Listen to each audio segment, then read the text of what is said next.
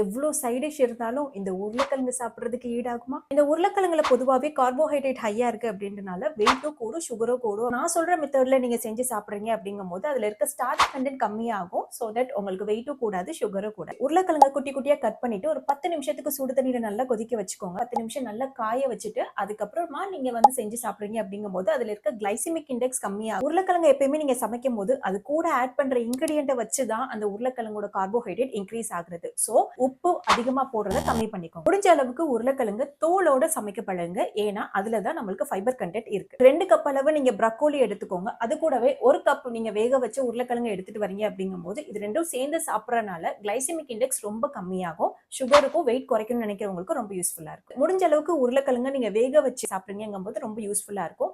இல்ல எனக்கு ஃப்ரை பண்ணி தான் சாப்பிடணும்னு ஆசைப்படுறவங்க ஆலிவ் ஆயில் யூஸ் பண்ணி நீங்க பொட்டேட்டோ ஃப்ரை பண்ணிக்கலாம். டெய்லியும் உருளைக்கிழங்கு கொடுத்தா கொஞ்சம் கூட சலிக்காம சாப்பிடுவாங்களா, அவங்களுக்கு இதை ஷேர்